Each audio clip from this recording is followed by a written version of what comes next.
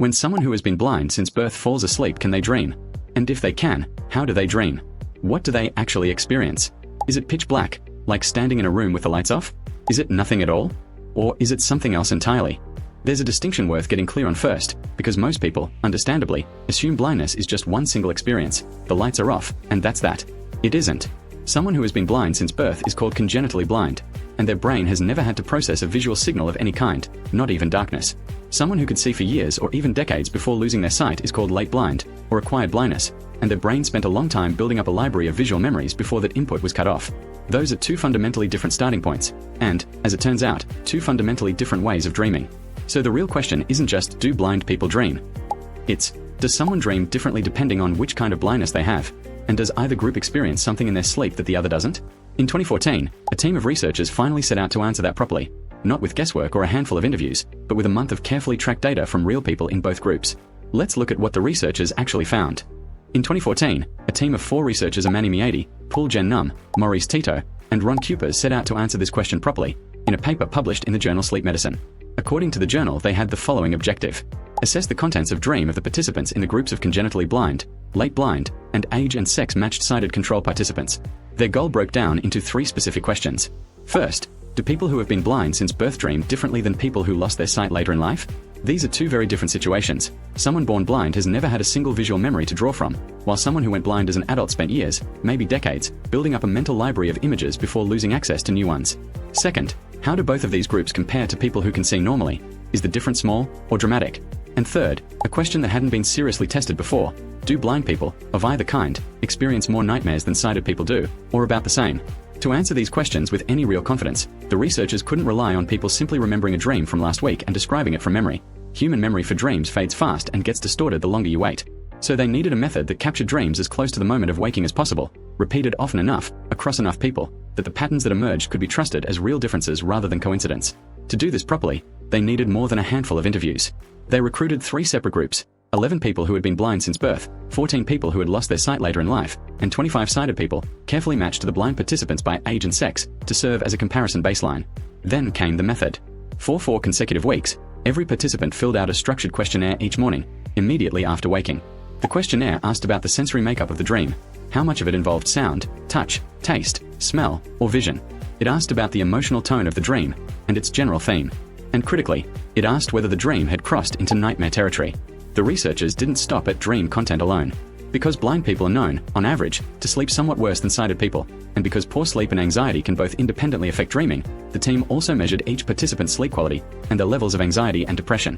This meant that whatever differences showed up in the dream reports could be checked against these other factors, rather than simply assumed to be caused by blindness itself. What they observed, once the month of data came in, broke down into a few clear patterns. First, on vision itself, every blind participant, regardless of group, reported fewer visual impressions in their dreams than the sighted participants did. Among the late blind group specifically, the researchers found something more precise. The longer someone had lived without sight, the less clear, less colorful, and less frequent their visual dream content became. Vision didn't disappear the moment sight was lost. It faded gradually, in proportion to time. Second, on the other senses, participants blind from birth reported significantly more auditory, tactile, gustatory, and olfactory content in their dreams compared to sighted participants.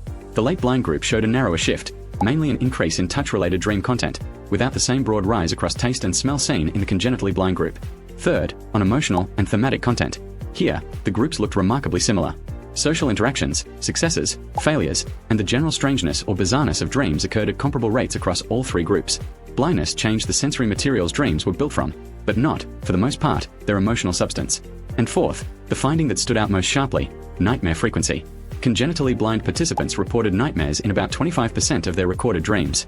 The late blind group reported nightmares in about 7%. The sighted control group came in at 6%. When the researchers checked this difference against their sleep quality and mental health measurements, the gap held. It couldn't be explained away by the fact that blind participants generally slept worse. Taken together, the study's observations painted a fairly precise picture. Blindness reshapes the sensory content of dreams, with the effects strongest and broadest in people blind from birth and fading gradually the longer someone has lived without sight, while leaving the emotional core of dreaming largely untouched, except for one striking exception in how often congenitally blind dreamers found themselves inside a nightmare. The numbers from the study are convincing on their own, but numbers alone can still feel abstract. What does it actually feel like, from the inside, to be one of the people behind those statistics? To answer that, it helps to hear directly from people living each version of this experience. Tommy Edison has been blind since the day he was born. For years, he's run a YouTube channel where he answers the questions people are often too polite or too unsure to ask him directly, including, eventually, the question of what happens when he dreams. His answer lines up almost exactly with what the congenitally blind group reported in the study.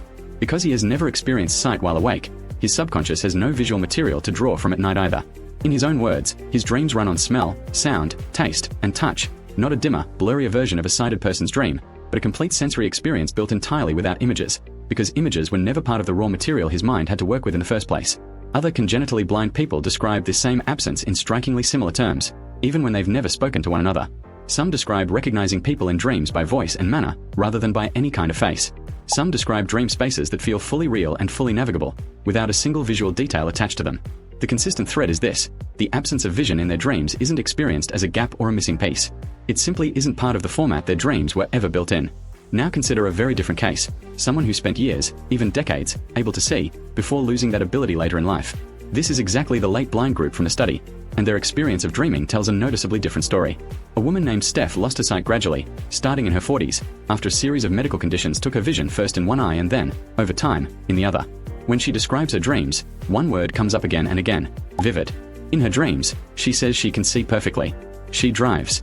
She moves through rooms and streets without her cane, without hesitation, exactly the way she used to move before she lost her sight. For a long stretch of time after her diagnosis, she has described waking up disappointed each morning, because in her sleep nothing had changed at all. Her mind had simply kept living in a version of the world she no longer had access to while awake. That single account captures, almost perfectly, the pattern the researchers measured across their entire late blind group. Visual memory doesn't switch off the moment sight is lost. It continues showing up in dreams, sometimes for years afterward, drawing on everything that was seen and stored before the loss occurred. And just as the study found, that visual content doesn't stay perfectly frozen forever. For many late blind people, the vividness, the color, and the frequency of these visual dreams gradually soften over time, even while the memories themselves remain. Placed side by side, these two experiences make the study's central finding feel less like an abstract statistic and more like two genuinely different ways of experiencing the same nightly event. One person's mind never had images to lose, and built something complete without them from the very beginning.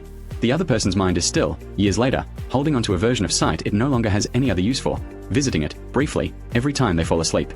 And finally, if there's a question you've always wondered about, something like this, something that seems simple on the surface but turns out to be far stranger underneath, drop it in the comments. These videos often come directly from questions people ask, so there's a real chance yours ends up becoming the next one. And if you found this interesting, a like genuinely helps other people find this video too. It costs nothing, but it makes a real difference for a small channel. Thanks for watching all the way through. See you in the next one.